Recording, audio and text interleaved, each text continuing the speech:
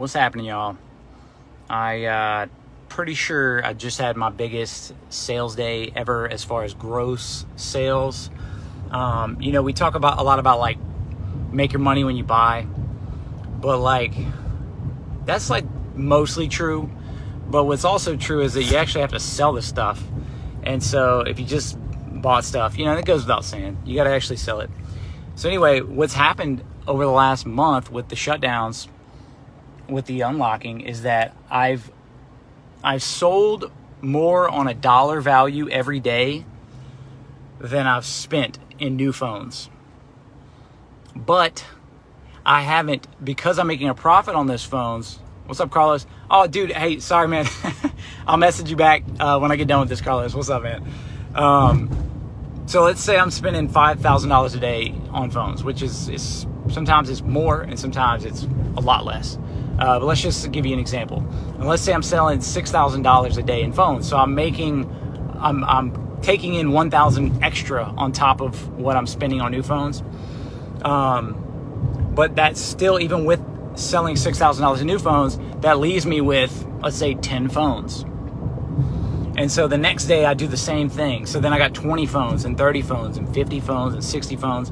And you go by 2 weeks later, and this isn't my exact numbers as far as how many phones I have and how much I spend, so don't get all flustered and confused there. But you get what I'm saying. So even though I'm making $1,000 a day in gross payments above what I'm spending, 2 weeks later, here I am with like 80 phones.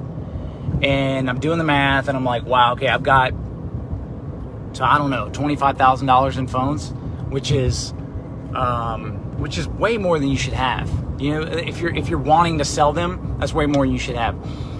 What's worked out is I've used like a multi-faceted approach. I don't know the right word, but I've sold on multiple different platforms to get this done, which makes it more stressful.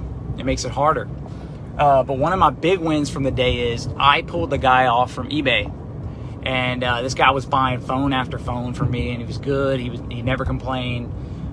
He did it, he did his homework on what the listing was, no problem. So finally I said, hey man, here's my name, just look me up. So he looked me up, he found me, and he bought 10 Androids from me today, which all 10 of those were on eBay, and I was having to sell them one by freaking one on eBay, and he paid good prices for them. So boom, that was $300 and some change on phones. And then I had a new guy, a new customer, if you will, hit me up, and he spent about $5,000 on phones. And so that was $8,300 right there. And then I sold a handful on eBay. Not a lot of them today, so I wasn't even really counting that, but I sold a lot over the weekend, which added up to be a couple of grand there. And then I had a buddy, my buddy Sam Day, who's a freaking legend, hit me up, bought 5, so he spent about $1,300. Another guy spent $800. And then I'm forgetting some of my numbers here. But I sold another $1,000 locally. Let's see, I sold $640, $300, and $220. So a little more than $1,000. And that was nice because one of those phones was a 13 Pro regular, and those suckers sit, man. Those suckers sit, and I wasn't willing to take the lower DB price. Plus, I changed the back. You could kind of tell they were going to dock me there, so then I was going to end up wasting money on fixing it, waiting, and then and then having that extra problem. So all in all, I probably sold close to 50 phones on the day.